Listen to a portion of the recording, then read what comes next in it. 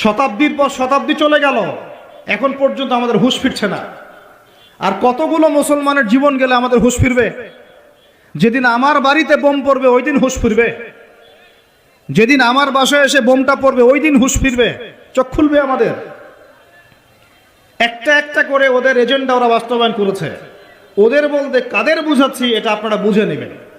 সব কথা সব জায়গায় খোলামেলা বলা যাবে না, এটা আপনারাও বুঝতে পারেন। তবে একটা দিকে ইন্ডিকেট করছি আমি, সেটা হলো পশ্চিমা সভ্যতা। কোন সভ্যতা? এদের একটা এজেন্ডা, তারা পুরো বিশ্বটাকে শাসন করতে চায়, এটা ওদের এজেন্ডা। এই এজেন্ডাটাকে বাস্তবায়ন করার জন্য তারা প্রথমত মুসলমানদের মধ্যে বিভক্তি সৃষ্টি করেছে, তারপরে মুসলমানদেরকে 60-70টা রাষ্ট্রে বিভক্ত করে দিয়েছে, মুসলমানদের খেলাফত ব্যবস্থাকে ধ্বংস করে দিয়েছে, মুসলমানদের অর্থনীতির মধ্যে সুদ চালু করে দিয়েছে।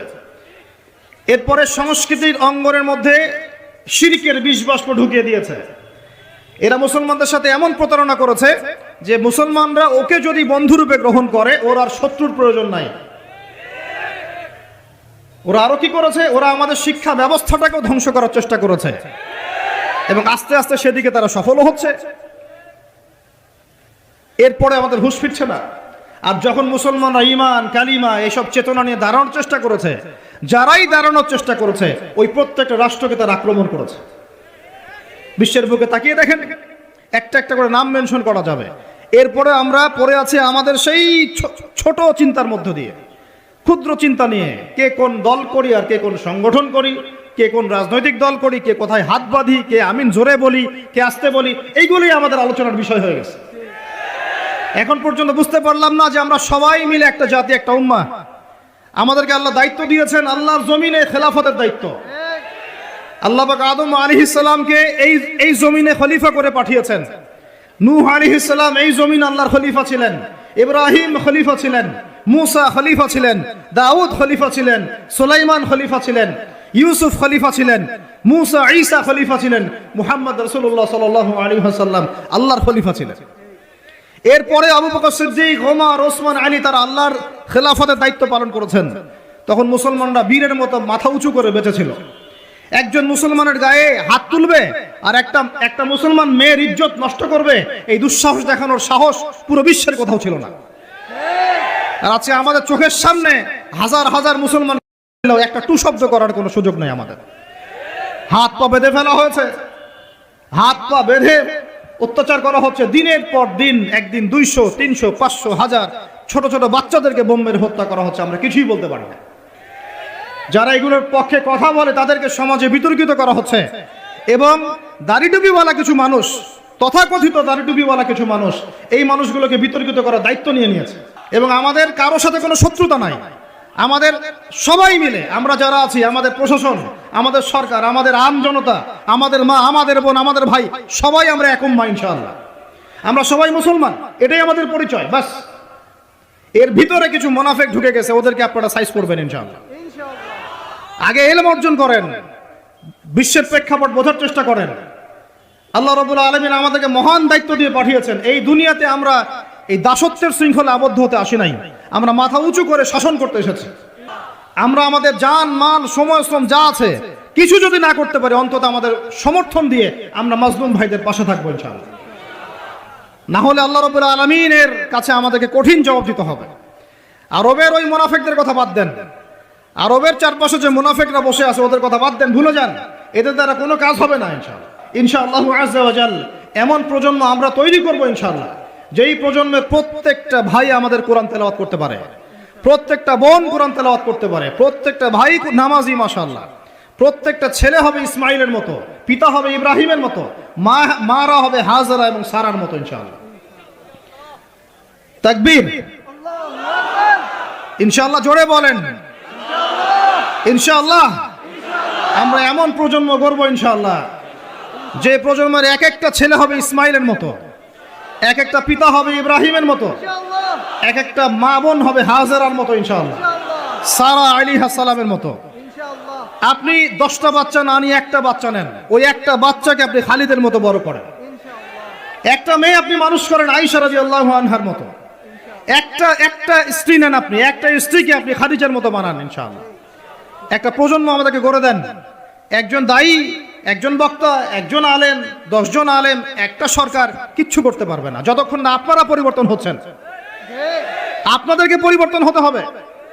আমি এখানে জোরে গলায় কথা বলে গরম গরম বক্তব্য দিয়েও কিছু করতে পারবো না। আপনাদের সবাইকে পরিবর্তন হতে হবে, আমাদের সবাইকে পরিবর্তন হতে হবে। আজকে থেকেই 5 ওয়াক্ত নামাজি হয়ে যান, আল্লাহ তৌফিক দান করেন। কোরআন হাতে থাকবে সব সময়, যখনই সময় পাবেন কোরআন তেলাওয়াত করবেন। কোরআন আপনাকে আল্লাহর দিকে নিয়ে আসবে ইনশাআল্লাহ। সুন্নত থাকবে, চেহারা থেকে শুরু করে দাড়ি ছেড়ে দেন, দাড়ি ছেড়ে দেন, টাকটুর উপরে কাপড় উঠান। রিজিকের মধ্যে হারাম থাকলে ছেড়ে দেন, সুদ থাকলে ছেড়ে দেন, ঘুষ থাকলে বাদ দেন। যদি কারো সম্পদ অন্যায়ভাবে নিয়ে থাকেন, আজকে তওবা করে সে সম্পদ ফিরাই দিয়ে আসেন। লজ্জার কিচ্ছু নাই, গিয়ে বলবেন ভাই আমি ভুল করেছিলাম, বুঝি নাই, জানি নাই, তোমার সম্পদ অন্যায়ভাবে নিয়েছে, ভাই তুমি নিয়ে নাও। আপনার মর্যাদা আল্লাহ বাড়াই দিবে ইনশাআল্লাহ। আল্লাহ আপনাকে আসমান থেকে বেহিসাব রিজিক দিবে ইনশাআল্লাহ। যে বোন পর্দা করছো না, আজকেই পর্দা ধরো ইনশাআল্লাহ। যারা পরিবারের প্রতি শিথিল, পরিবারের প্রতি কঠোর হন, আপনার সন্তানের প্রতি কঠোর হন, ভাইয়ের প্রতি কঠোর হন। দেখেন আপনার ভাই গোপনে জেনা করছে কিনা, মেয়েটা গোপনে জেনা করছে কিনা। এই ফ্রি মিক্সিং ত্যাগ করেন, ফ্রি মিক্সিং এর সংস্কৃতি ত্যাগ করেন, মোবাইলের সেলফির সংস্কৃতি ত্যাগ করেন, শোডাউন আইওয়াশ এগুলো বন্ধ করেন, কিছু করার চেষ্টা করেন আল্লাহর জন্য। আল্লাহ পাক সবাইকে তৌফিক দান করেন। যারা আমরা মাদ্রাসায় পড়ি, আমরা যারা মাদ্রাসায় টুকটাক যাওয়া আসা করি, আমাদের জীবনের উদ্দেশ্য যেন এমন না হয় যে একটা ইমামতি হলেই বাস কাম খালাস। না, একটা ইমামতির জন্য আল্লাহ আপনাকে সৃষ্টি করেন নাই। একটা বই লিখেছি বাস অনেক কিছু হয়ে গেছে, একটা মাদ্রাসা প্রতিষ্ঠা করেছি বাস অনেক কিছু করে ফেলেছি, এমন ভাবে কখনো চিন্তা করবেন না। স্বপ্ন বড় করেন, লম্বা স্বপ্ন দেখেন, দীর্ঘ স্বপ্ন দেখেন, বাইতুল মুকাদ্দাস পর্যন্ত স্বপ্ন নিয়ে যান, আল্লাহ তৌফিক দান করেন। আর আমরা কোনো বিচ্ছিন্ন জনগোষ্ঠী না, আমরা একা একা কখনো আইন হাতে তুলে নিব না, ঠিক আছে? আমরা একটা পুরো জাতি করবো ইনশাআল্লাহ, ওই জাতিগতভাবে আমরা এগিয়ে যাবো ইনশাআল্লাহ। আল্লাহ পাক আমাদের প্রশাসনকে হেদায়েত দেন, সরকারকে হেদায়েত দেন, আম জনগণকে হেদায়েত দেন, মা বোনদেরকে হেদায়েত দেন, যুবক ভাইদেরকে হেদায়েত দেন। আর আমাদের এক একটা বাচ্চাকে আমরা আবু উবাইদার মতো বড় করবো ইনশাআল্লাহ, ইনশাআল্লাহ আযজা ওয়া জাল। আল্লাহ রাব্বুল আলামিন আমাদেরকে বলছেন ওয়াল আসর, হে মুমিনরা সময়ের কসম করে বলছি, আমি আল্লাহ সময়ের কসম করে বলছি। সময়ের কসম কি বুঝি ভাই? সময় আমাদের জীবনের সবচেয়ে ইম্পর্টেন্ট জিনিস। আল্লাহ পাক অহেতুক কোনো বিষয় শপথ করবেন না তো। আল্লাহ পাক যখন কোনো কিছুর কসম করেন, সবচেয়ে শ্রেষ্ঠ বিষয়ের কসম করেন। তাহলে আমাদের জীবনের সবচেয়ে শ্রেষ্ঠ বিষয় কি? সময়। আরো জোরে বলেন। এই সময়টা আপনি একটু ঠান্ডা মাথায় বাসায় গিয়ে চিন্তা করেন। আজকে আদনান ভাই ওয়াজ করে গেছে, আমি একটু চিন্তা করি, আপনার আমার হায়াত সর্বোচ্চ হয়তো 60-70 বছর, আরো হয়তো আল্লাহ বাড়াই দিলে 100 বছর, এর বেশি গড়াইও আমাদের নাই, আছে? এখন আপনার বয়স কত? কারো 20, 25, 30, 40, 50, ঠিক না? ঠিক। এখন আপনি বাসায় গিয়ে চিন্তা করে দেখেন, যদি আমাদের হায়াত হয় 60 বছর, আল্লাহ আমাদেরকে যেন দীর্ঘ নেক হায়াত দারাজ করেন, আমিন। আমাদের ভাইদেরকে, বোনদেরকে, ওলামায়ে কেরামকে, আমাদের নেতাদেরকে, সবাইকে আল্লাহ পাক দীর্ঘ নেক হায়াত দারাজ করেন। এখন কথা হচ্ছে, যদি ধরে নেই যে আমাদের হায়াত 60 বছর, আপনার আমার বয়স থেকে কিন্তু 30, 40, 50 বছর অলরেডি চলে গেছে। এখন চিন্তা করবেন যে এই সময় যেটা চলে গেল, এই সময়ের মধ্যে আমি কতটুকু নামাজ পড়েছি, কতটুকু রোজা রেখেছি, যাকাত দিয়েছি কতটুকু, হজ ফরজ হয়েছে করেছি কিনা, দিনের পথে আমার অবদান কি, দিনের পথে আমার অবদান কি, আল্লাহর দিনকে যে আল্লাহ সাহায্য করতে বললেন আমি কি করেছি। এই চিন্তাটুকু বাসায় গিয়ে করেন। এর সাথে এই চিন্তাটাও করেন যে এই 30, 40, 50 বছরে আমরা গুনাহ করলাম কতগুলা, কতদিন নামাজ পড়ি নাই, কতদিন রোজা রাখি নাই, কতদিন সুদ খাইলাম, কতগুলো মেয়ের সাথে আমার সম্পর্ক ভাই, জেনা, সুদ আর ঘুষ আর ব্যভিচার আর অশ্লীলতার সয়লাব চলতেছে আমাদের শহরগুলোতে। এই শীতকালের মৌসুম বিভিন্ন জায়গায় ধুম ধারাক্কা গান বাজতেছে, দেখেন না আপনারা? শোনেন, যখন মানুষ বক ধার্মিক হয় তখন সমাজটা এরকম হয়। আপনি মনে করছেন নামাজ তো আমি 5 ওয়াক্ত পড়ি, আমার তো কোনো সমস্যা নাই, রোজা তো আমি রাখি, কোনো সমস্যা নাই, সৎ কাজে আদেশ তো করতেছেন, অসৎ কাজের কোনো নিষেধ নাই, তখন সমাজটা কেমন হবে জানেন? সমাজটা হবে এমন, মসজিদে নামাজও হবে, পাশে পিকনিকের এরকম ঢোল তবলা বাজবে। কারণ সৎ কাজে আদেশ তো আপনি করছেন, অসৎ কাজে নিষেধ নাই। সমাজ পরিবর্তন হবে তখনই যখন সৎ কাজের আদেশের সাথে সাথে বলেন অসৎ কাজে নিষেধও থাকবে। অমুসলিমরা কি করে করে ওইটা দেখার দায়িত্ব আমাদের না। মুসলমানের সন্তানরা যেন কখনো এরকম ঢাকঢোল না পিটায়, কখনো এরকম ঢাকঢোল না পিটায়। সারা রাত জেগে এগুলা করবা, মানুষের ঘুম নষ্ট, হার্টের পেশেন্ট আছে, এইটা আছে ওইটা আছে। সামাজিক প্রতিবাদ করবেন, একদম সামাজিকভাবে প্রতিবাদ করবেন। এগুলো বন্ধ না করতে পারলে আমাদের সমাজের নূর নষ্ট হয়ে যাবে। এখন যে কথাটাই আসেন, এই 60-70 বছরে কত পাপ করেছে হিসাব নাই। এই পাপগুলো লিস্ট করেন, দেখেন চোখ দিয়ে পানি ঝরতে থাকবে। আমার কথায় নারাজ হচ্ছেন? এই পাপগুলো লিস্ট করেন, চোখ দিয়ে পানি ঝরবে, আল্লাহ আমাদেরকে মাফ করে দেন। সবাই বলি আমিন। কত কবিরা গুনাহ হয়েছে, কত সগীরা। তবে সন্তুষ্টির কথা এটাই, যদি এটা উপলব্ধি হয় যে না ভুল হয়ে গেছে, আপনি ওযু করে আসেন, 2 রাকাত নামাজ পড়েন, আল্লাহর কাছে ইস্তেগফার করেন, বলেন আস্তাগফিরুল্লাহ আল্লাযী লা ইলাহা ইল্লা হুয়াল হাইয়ুল কাইয়্যুম ওয়া আতুবু ইলাইহি। আল্লাহ পাক এক মুহূর্তে আপনার সব পাপ তো মাফ করে দিবেনই, সব গুনাহকে নেকি দিয়ে পরিবর্তন করে দিবেন ইনশাআল্লাহ। এখন শুনেন, সময়ের কসম বলতে আল্লাহ কি বুঝিয়েছেন ভাই আমার সাথে বলেন?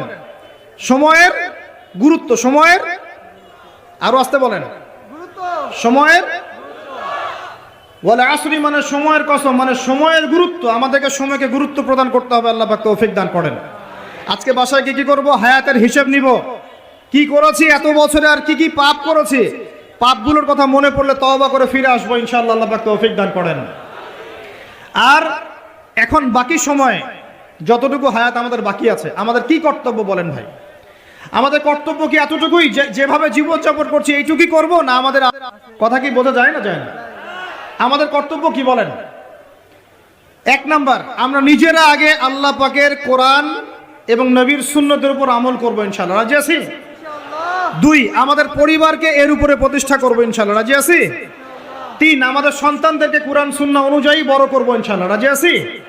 4, আমাদের অর্থনীতি হবে হালাল কোরআন সুন্নাহ ভিত্তিক। রাজি আছি? 5, আমাদের শিক্ষা হবে কোরআন সুন্নাহ ভিত্তিক। রাজি আছেন? আমাদের সামাজিক যে সিস্টেম এটা হবে কোরআন সুন্নাহ ভিত্তিক। রাজি আছেন? এর উপরে আমি গেলাম না। সমাজ পরিবর্তন হলে উপরটা এমনি পরিবর্তন হয়ে যাবে ইনশাআল্লাহ, অটোমেটিক্যালি। ওয়াল আসরি, সময়ের কসম। আরেকটা বিষয়, সময়ের কসম বলতে আল্লাহ পাক এটাও বুঝিয়েছেন, একটু অতীতের দিকে তাকায় দেখেন। কোন দিকে? অতীতের দিকে, পাস্টের দিকে তাকান, অতীতের দিকে তাকান। যুগ যুগ ধরে একটা সুন্নতের দিকে আপনি তাকান, যে পৃথিবীর শুরু থেকে কিয়ামত পর্যন্ত আল্লাহ পাকের একটা সুন্নত আছে। আল্লাহর সুন্নত কি? আল্লাহর সুন্নত এটা, প্রত্যেক যুগে যুগে যে বা যারাই আল্লাহর বিধান মেনে চলেছে, আল্লাহ পাক তাদেরকে দুনিয়াতেও সমৃদ্ধি দিয়েছেন, পরকালেও জান্নাত দিয়েছেন। সুবহানাল্লাহ। আর দুনিয়াতে প্রত্যেক যুগে যুগে যে বা যারাই আল্লাহর বিধান মানে নাই, রাসূলের বিধান মানে নাই, আল্লাহ দুনিয়াতে লাঞ্ছিত করেছেন, পরকালে জাহান্নাম দিয়েছেন। বলেন নাউজুবিল্লাহ।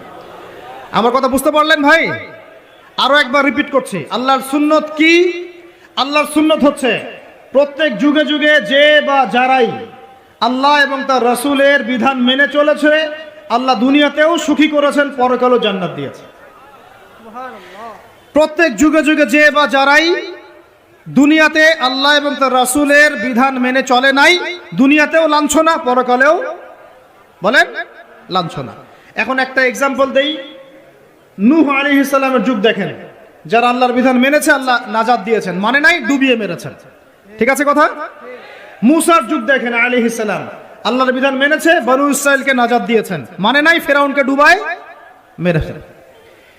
দেখেন আপনি শুআয়বের কওমকে দেখেন, শুআয়ব আলাইহিস সালামের কওম, কওমে মাদিয়ান, আল্লাহর বিধান মেনেছে, যারা আল্লাহ পাক নাজাত দিয়েছেন, মানে নাই ভূমিকম্প দিয়ে ধ্বংস করেছে। কওমে লূত, কিছু মানুষ বিধান মেনেছে, আল্লাহ নাজাত দিয়েছেন, মানে নাই আল্লাহ রাব্বুল আলামিন লূত আলাইহিস সালামের কওমকে একদম আসমানে উঠিয়ে পাথর নিক্ষেপ করে থেতলা করে আবার উল্টা দিকে দাফন করে দিয়েছেন। নাউজুবিল্লাহ।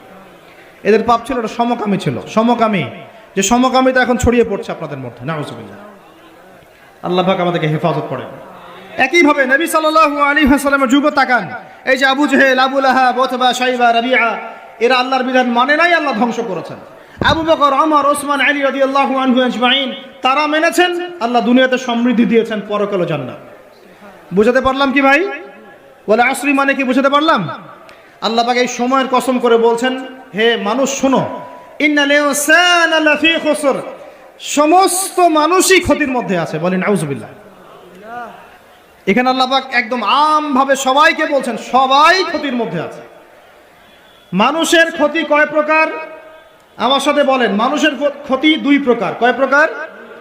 মানুষের ক্ষতি কয় প্রকার?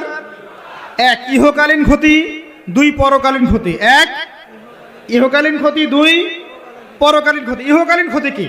সূরাতুল রুমের এই আয়াতটা আল্লাহ পাক বলছেন, বা'দা আউযু বিল্লাহি মিনাশ শাইতানির রাজীম, যাহারাল ফাসাদু ফিল বাররি ওয়াল বাহরি বিমা কাসাবাত আইদিন নাস।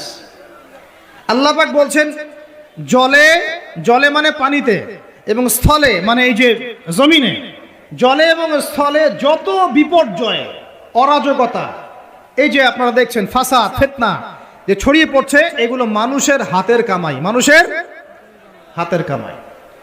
বনভূমি উজাড় করেছে কে? জিন না মানুষ? বলেন। এই পরিবেশ নষ্ট করেছে কে? জিন না মানুষ? বলেন। খাবারে ভেজাল দিয়েছে কে? জিন না মানুষ? অর্থনীতির মধ্যে সুদকে ঢুকিয়েছে জিন না মানুষ? এই বেহাত, বেপরদামি, জেনা, মাদক কে ছড়িয়েছে? জিন না মানুষ? নামাজ কালাম ছেড়ে দিয়ে পাবজি, ফ্রি ফায়ার নিয়ে কে পড়ে আছে? জিন না মানুষ? বলেন। জিন না মানুষ? আল্লাহর বিধান বাদ দিয়ে শয়তানের বিধান চালু করেছে কে? জিন না মানুষ? যাহারাল ফাসাদু ফিল বাররি ওয়াল বাহরি বিমা কাসাবাত আইদিন নাস। জলে স্থলে যত বিপর্যয়, অরাজকতা, সমস্যা, এগুলো মানুষের হাতের কামাই। বলুন নাউজুবিল্লাহ। আমরা যা করব তাই পাবো। আমরা যা করব তাই। মাদক খাচ্ছেন আপনি, আপনাকে ফল ভোগ করতে হবে। সুদ খাচ্ছেন আপনি, আপনাকেই ফল ভোগ করতে হবে। এই বেহার মতো মেয়েরা চলছে, ওকেই দেখবেন ফল ভোগ করতে হবে। মেয়ের সাথে হারাম সম্পর্ক করছেন, আপনাকে ফল ভোগ করতে হবে। যে যে পাপ করবে তাকে তার ফল ভোগ করতেই হবে। আল্লাহ পাক আমাদেরকে হেফাজত করেন, মাফ করেন, আমিন। তাহলে মানুষের একটা ক্ষতি পেলাম, ইহকালীন ক্ষতি। কি ক্ষতি ভাই? আর দুই নাম্বার হচ্ছে পরকালীন ক্ষতি। পরকালীন ক্ষতি কেমন? এবার বোঝেন। এই যে আমরা নিশ্চিন্তে ঘুমাই, সারা জীবন 30, 40, 50 বছর নিশ্চিন্তে কাটাচ্ছি, কোনো ফিকির নাই, নিজের পরিবারের, সমাজের, রাষ্ট্রের, উম্মার কোনো ফিকির নাই, অথচ এই মানুষের সামনে অপেক্ষা করছে মৃত্যু। জি, আজকে থেকে 100 বছর পরে আমাদের মধ্যে কেউ থাকবে না পৃথিবীতে, এটাই সত্য। তারপরে আছে কবরের সওয়াল জবাব, তারপরে মিজান, এই পুলসিরাত, পুনরুত্থান, জান্নাত, জাহান্নাম, এগুলো আমাদের সামনে অপেক্ষা করছে। আর সেই মানুষ নিশ্চিন্তে বসে বসে মেয়ের সাথে টাঙ্কি মারে। সেই মানুষ বাইক নিয়ে একটা মেয়েকে নিয়ে ঘুরছে। সেই মেয়ে একটা ছেলের সাথে চটপটি ফুচকা খায়। সেই লোক আল্লাহর বিধানকে সরাই দিয়ে শয়তানের বিধান চালু করা শুরু করলো। সেই ব্যক্তি সুদ খাচ্ছে। সেই ব্যক্তি ট্রান্সজেন্ডার এই মতামত প্রমোট করতেছে। হ্যাঁ, সেই ব্যক্তি শিক্ষার মধ্যে ইসলাম বিদ্বেষী বিষয় ঢুকাই দিল। অথচ এই মানুষের সামনে পরকাল অপেক্ষা করছে। একদম টেনে হিস্ট্রি আল্লাহ পাক সামনে নিয়ে দাঁড় করাবেন, দাঁড় করে জিজ্ঞাসা করবেন। তাহলে আমরা কত অপদার্থ, কত বোকা, আমরা কি বুঝতে পারছি ভাই? একটু বুঝতে পারছেন কি? আল্লাহ পাক সূরা আহজাবে এটাও কিন্তু বলেছেন যে ইন্নাল ইনসানা যালুমান জাহুলা। এর আগে আল্লাহ বলেন ওয়ালাকাদ আরাদনাল আমানাতা আলাস সামাওয়াতি ওয়াল আরদি ওয়াল জিবাল, ওয়ালাকাদ আরাদনাল আমানাতা আলাস সামাওয়াতি ওয়াল আরদি ওয়াল জিবাল ফাআবাইনা আন ইয়াহমিলনাহা ওয়া আশফাকনা মিনহা ফাহামালাহা আল ইনসান। সুবহানাল্লাহ। আল্লাহুম্মা লা ইলমা লানা ইল্লা মা আল্লামতানা ইন্নাকা আনতাল আলিমুল হাকিম। আলহামদুলিল্লাহ। আয়াতের অর্থ শুনেন। মানুষ যে জালেম, জাহেল, আমরা যে অপদার্থ, আল্লাহ পাক কি বলছেন শুনুন। আল্লাহ বলছেন ওয়ালাকাদ আরাদনাল আমানাতা আলাস সামাওয়াতি ওয়াল আরদি ওয়াল জিবাল। আমি ইসলামের এই আমানত, শরিয়াত, কোরআন হাদিসের এই যে আমানতটা, এটা আসমান সমূহকে দিতে চেয়েছিলাম। তোমরা কি নিবা? আমি জমিনকে দিতে চেয়েছিলাম, তোমরা নিবা? আমি পাহাড়কে দিতে চেয়েছিলাম, তো আমানত কি নিবা? ফাআবাইনা, তারা বলেছে না, নিতে পারবো না।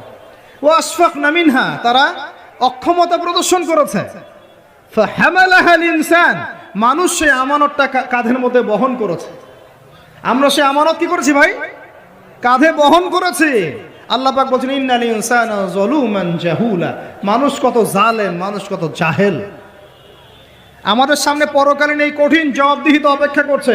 এরপরে আমাদের জীবনযাপন পদ্ধতি দেখলে মনে হয় যে আমাদের মধ্যে আর গরু ছাগলের মতো কোনো পার্থক্য নেই। কেন? গরু ছাগলের কাজ কি? খাবে, ইস্তেঞ্জা করবে আর সহবাস করবে, বাস। আমাদের এখন এই তিনটা কাজ। কি খাবো, আর কোন টাইলস ফিটিং বাসায় পায়খানা করব, কতগুলো বাচ্চা পয়দা করতে পারে, বাস, দ্যাটস অল। এর বাইরে আমাদের চিন্তা কোথায়?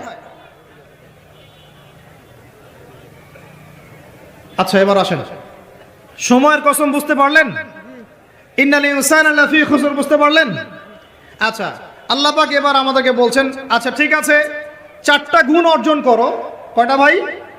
একটু বসেন, সবর করেন, আমরা অনেক লম্বা আলোচনা করব না, আমরা বুঝতে পারছি রাত অনেক গভীর হচ্ছে, আমরা সংক্ষিপ্ত করব ইনশাআল্লাহ। আমার সাথে বলেন, কয়টা গুণ অর্জন করব?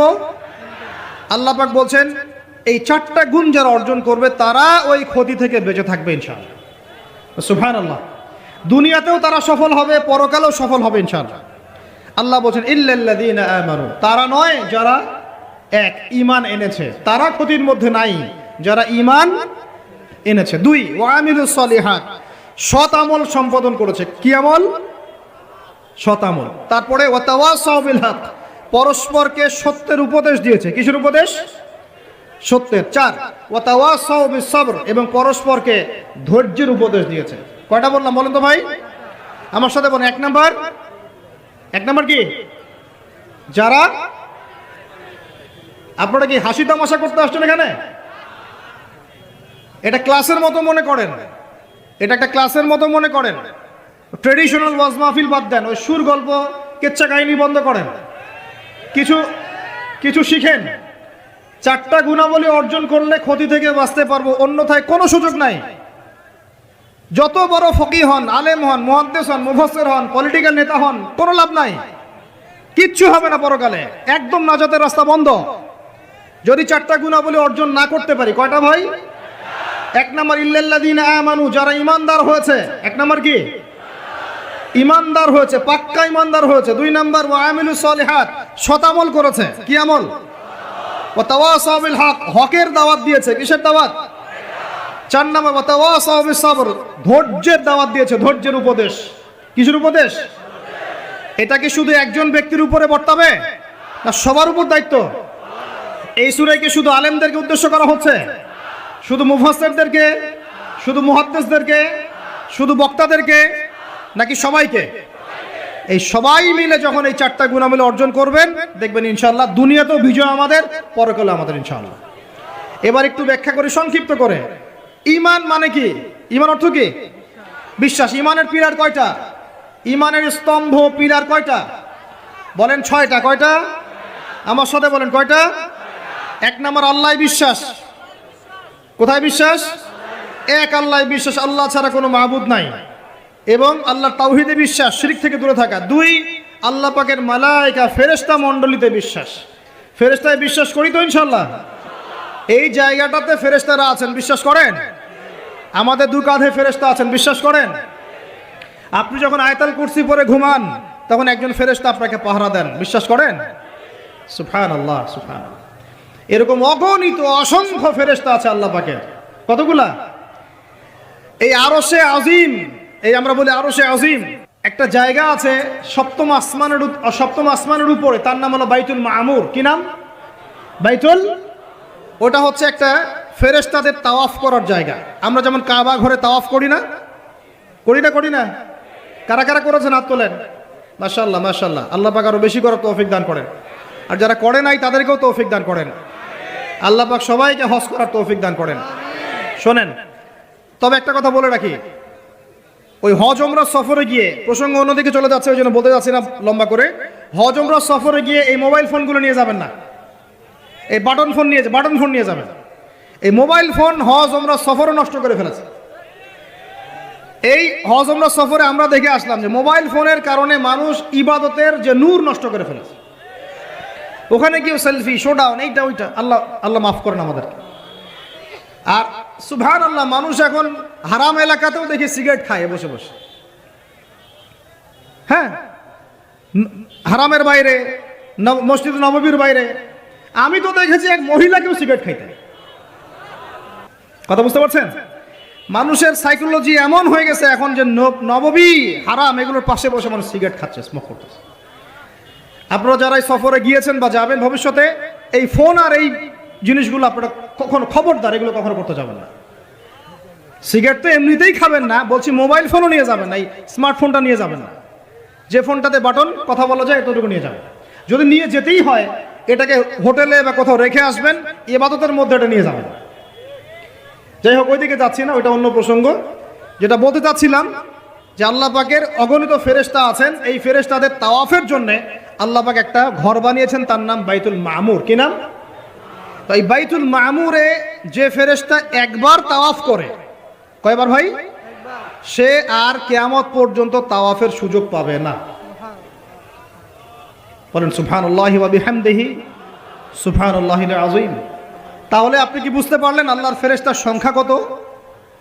যে একবার তাওয়াফ করেছে সে কিয়ামত পর্যন্ত আর সুযোগ পাবে না। চিন্তা করা যায়। এখন ইমানের পিলার কয়টা বললাম ভাই? 1 নাম্বার কিসে বিশ্বাস? আল্লাহে বিশ্বাস করি তো নাকি? তা আল্লাহে বিশ্বাস করলে যুবকরা এখন আত্মহত্যা করে কেন? বলেন, আল্লাহে বিশ্বাস যদি করেন তাহলে রেজাল্ট খারাপ হলে আত্মহত্যা করেন কেন? আল্লাহ আপনার তাকদির লিখেন নাই? আল্লাহে বিশ্বাস করলে আপনি চাকরি পাচ্ছেন না, হতাশ কেন? আল্লাহ যদি বিশ্বাস করবেনই তাহলে আপনি মেয়ের পিছনে জীবন নষ্ট করছেন কেন?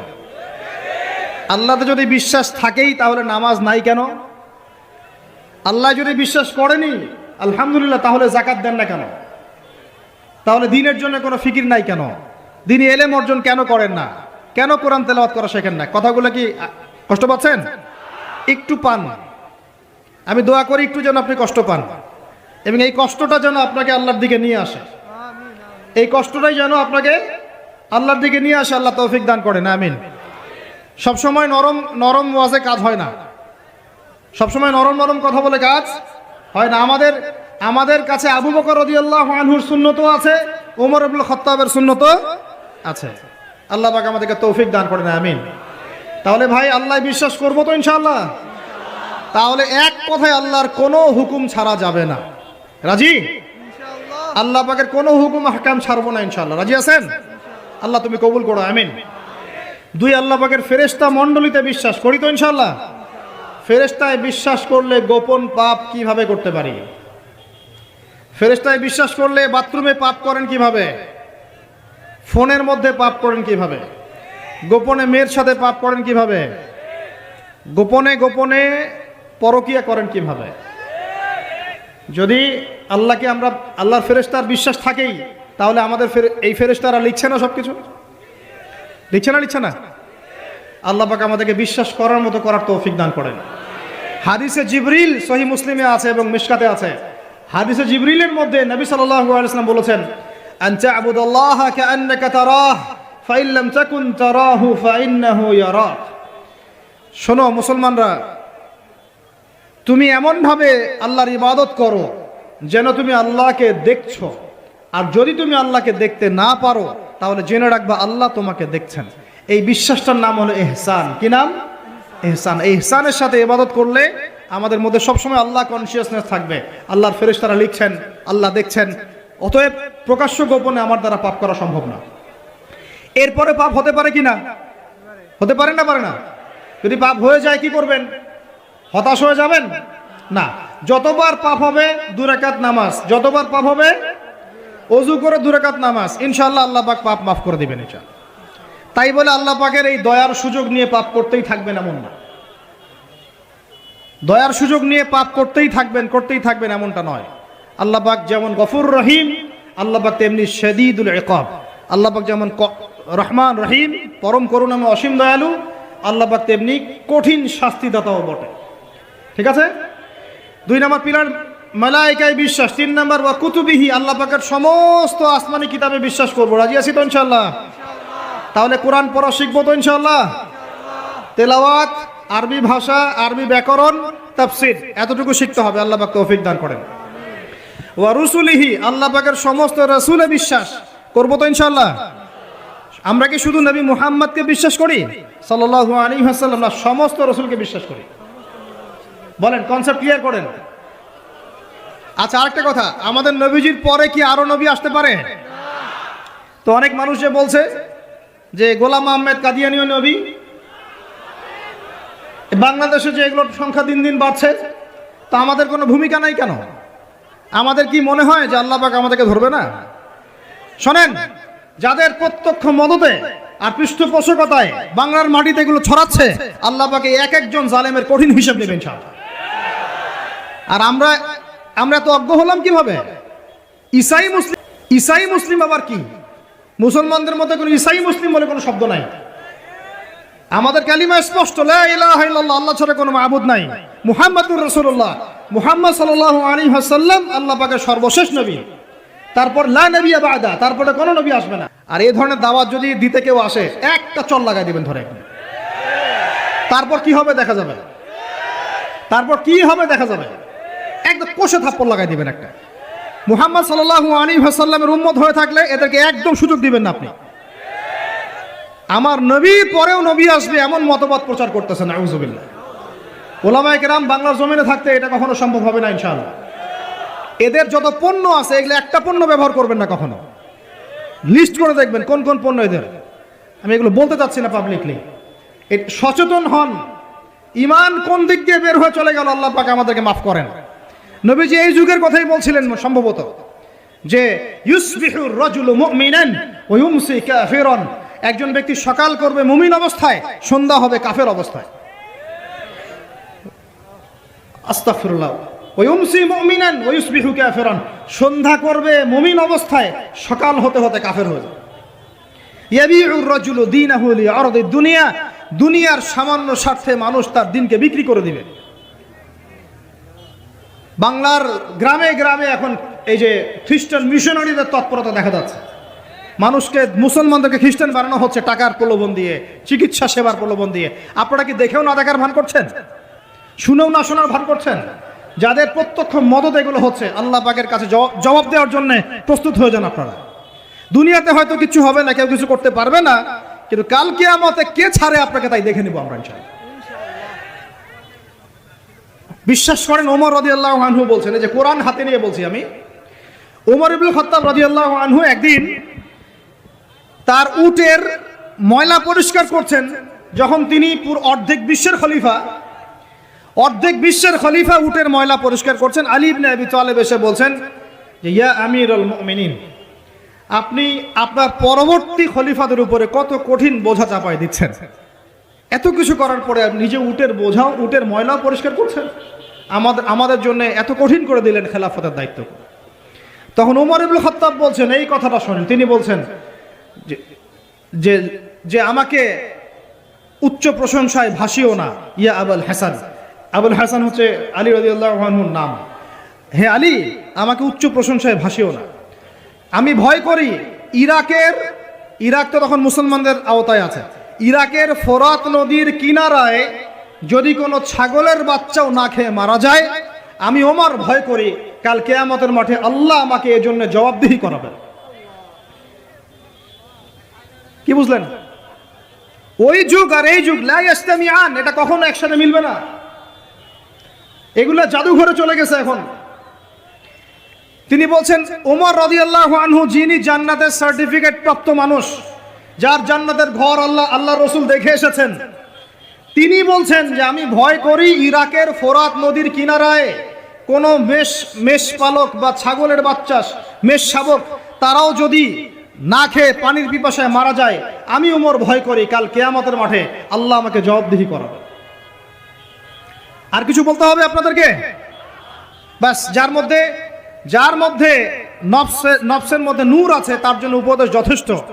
ফাযাক্কির ইন্নামা আনতা মুযাক্কির, তুমি উপদেশ দাও, তুমি শুধু উপদেশ দাতা। লাস্তা আলাইহিম বিমুসাইতির, তুমি কারো প্রতি দারোগা নও।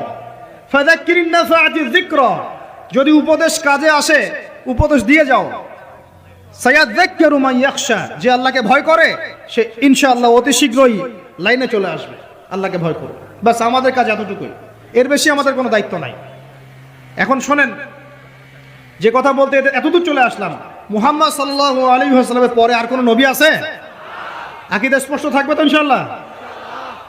এবার আসেন, ওয়া কুতুবিহি বলতে আমরা সমস্ত কিতাবে বিশ্বাস করি, ওয়া রুসুলিহি বলতে আমরা সমস্ত আম্বিয়া কিরামে বিশ্বাস করি। ওয়াল ইয়াউমিল আখির, 5 নম্বরটা কি ভাই? ওয়াল ইয়াউমিল আখিরাতের জীবনে আমরা বিশ্বাস করি। আখিরাতে যদি বিশ্বাস করি তাহলে আমাদের দ্বারা দুনিয়াকে সর্বোচ্চ অগ্রাধিকার দেওয়া সম্ভব না। আমরা দুনিয়ায় চলবো আখিরাতের স্বার্থে। কিসের স্বার্থে? দুনিয়ায় চলবো কিসের স্বার্থে ভাই?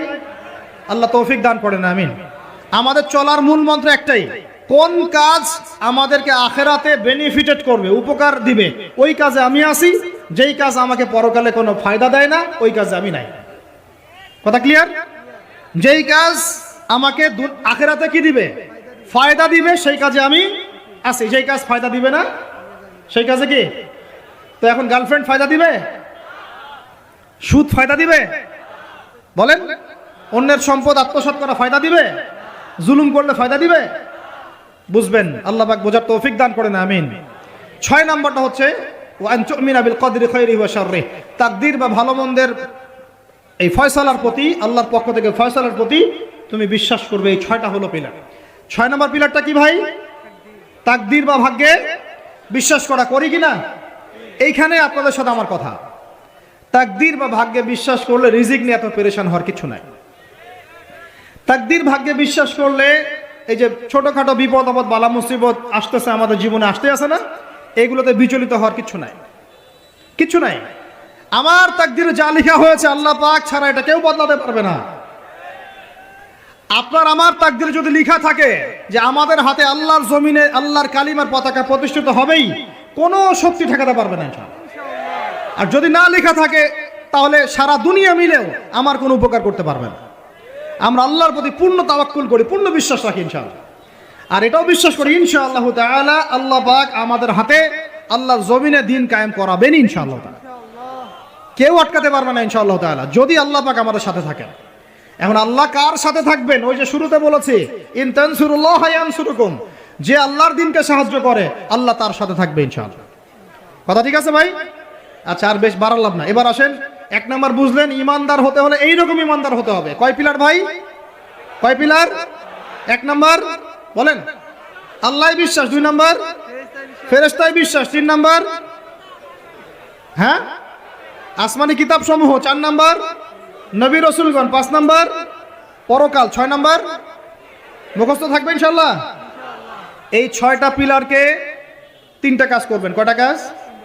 1, তাসদীক বিল জিনান, এই যে কলব হৃদয় আছে, হৃদয় থেকে বিশ্বাস করা। বিশ্বাস করি আমরা, হৃদয় থেকে বিশ্বাস করি তো ইনশাআল্লাহ। ওয়াল ইকরার বিল লিসান, মুখে স্বীকৃতি দিবেন। মুখে কি দিবেন?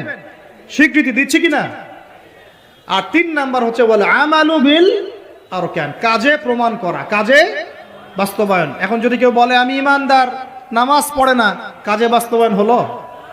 ইমান আমার খুব পাকাপোক্ত, যাকাত দেই না, হবে? বছর বছর হজ উমরা করেন, এদিকে মানুষের সম্পদ আত্মসাৎ করতেছেন, হবে?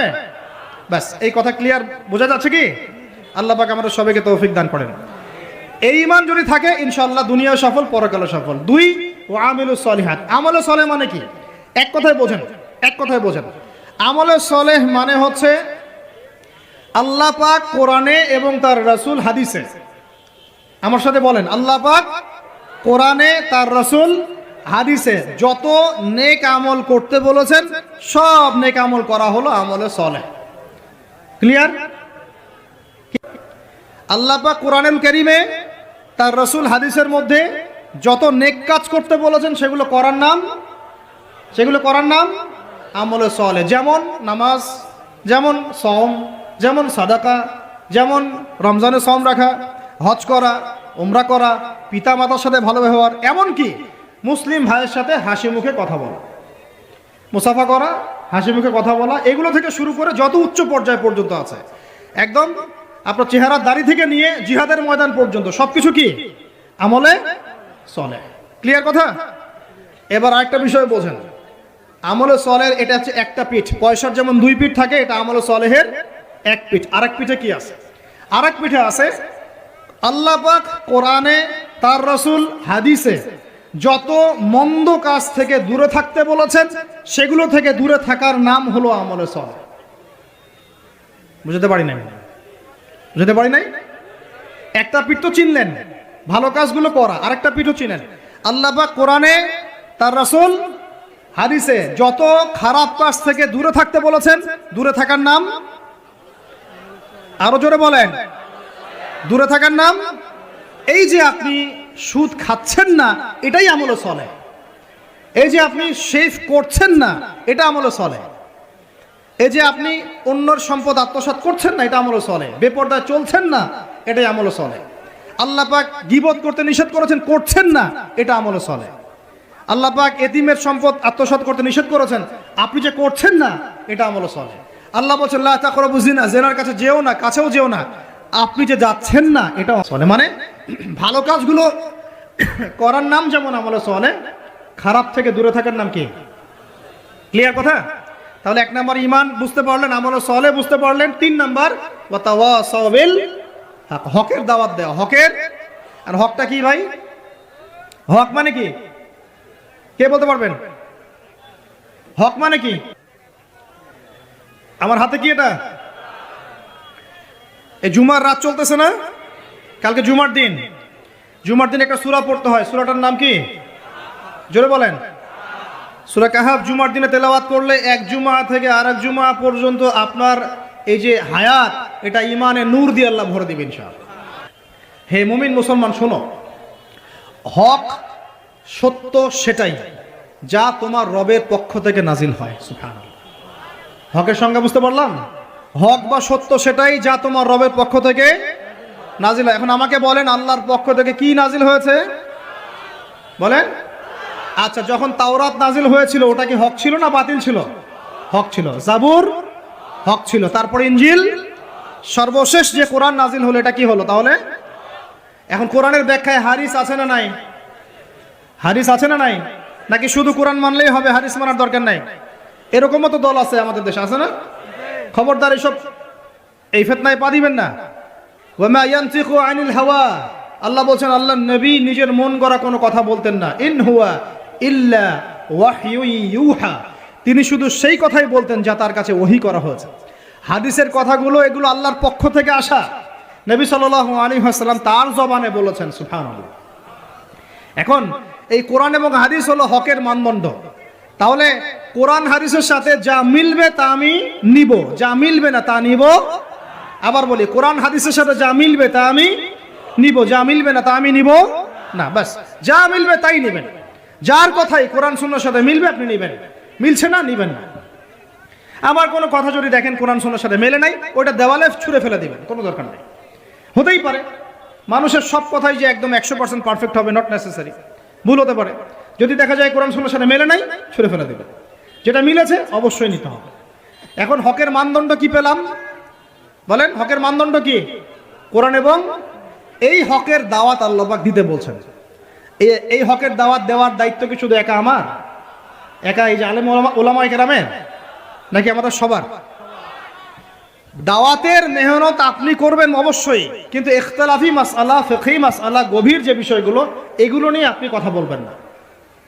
যেমন নামাজের দাওয়াত আপনি দিতে পারেন, পারেন কি না? নিজে নামাজ পড়েন, একটা বন্ধুকে নামাজের দাওয়াত দিতে পারেন। নিজে রোজা রাখেন, মানুষকে রোজার দাওয়াত দেন। নিজে পর্দা করেন, আরেক বোনকে পর্দার দাওয়াত দেন। কিন্তু আপনি ফিকহি ইখতিলাফি মাসআলার পার্থক্য বুঝেন না, অনেক গভীর, এগুলো নিয়ে সমাজে ফাসাদ সৃষ্টি করতে যাবেন না।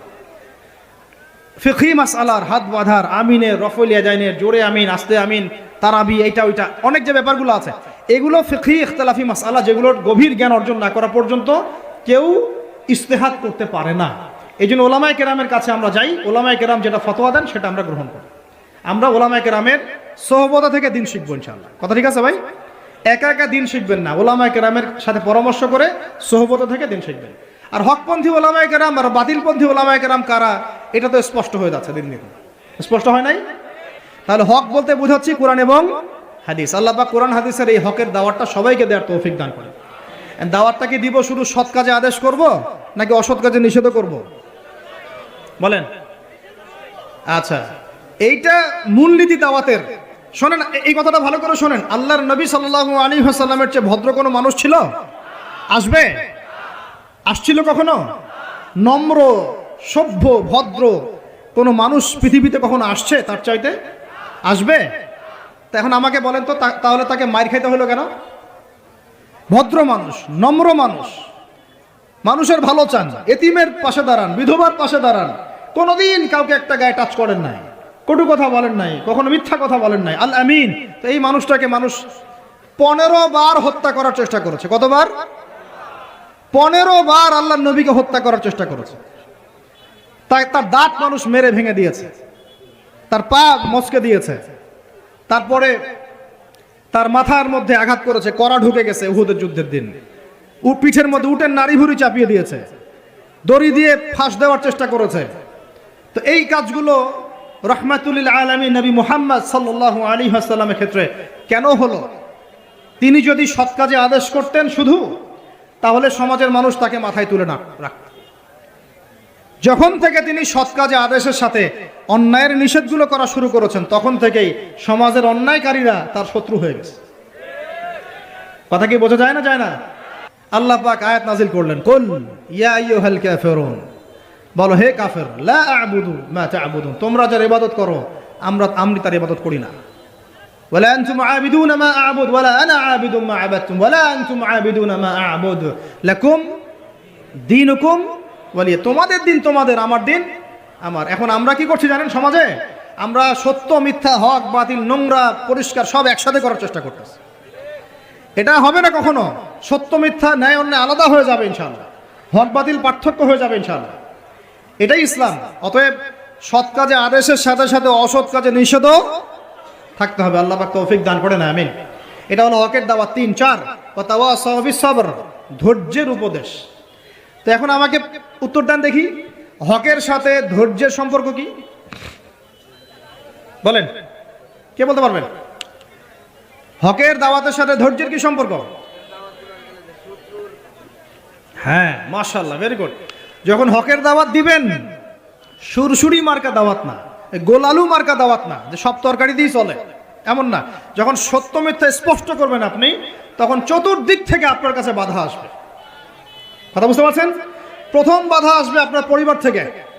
কি থেকে? পরিবার, তারপর সমাজ, তারপর আসবে এক শ্রেণীর ধর্মীয় অঙ্গনের এক শ্রেণীর মানুষ থেকে আপনার বাধা আসবে, আর সর্বশেষ বাধা আসবে আপনার একদম বিশ্বশক্তি, পরাশক্তি থেকে। কথা বুঝতে পারছেন? এই 4টা ধাপে বাধা আসে মানুষের জীবনে। প্রথম বাধা আসে পরিবার থেকে, তারপর সমাজ, তারপর ধর্মনেতা, তারপর আস্তে আস্তে দেখবেন ওই বিশ্ব নেতা থেকে বাধা আসা শুরু করে। আল্লাহ নবীর ক্ষেত্রেও তাই হয়েছে, আর নবী ইব্রাহিমের ক্ষেত্রেও তাই হয়েছে আলাইহিম আসসালাম। প্রত্যেক নবীর জীবনেই তাই হয়েছে। যারা হকপন্থী তাদের প্রত্যেকের জীবনে তাই হবে, এটাই সুন্নাত। এর বাইরে যদি কিছু হয়, বুঝে নিতে হবে যে আমরা হকের উপর নাই। যদি দেখেন যে আপনি মাশাআল্লাহ ইসলামের খুব দাওয়াতি কাজ করছেন, কোনো বাধা বিপত্তি নাই, কোনো সমালোচনা নাই, কোনো নিন্দা, গীবত, তহমত, আগ্রাসন নাই, প্রতিবন্ধকতা নাই, বুঝবেন আপনার দাওয়াত একটা গোলালু মার্কা দাওয়াত।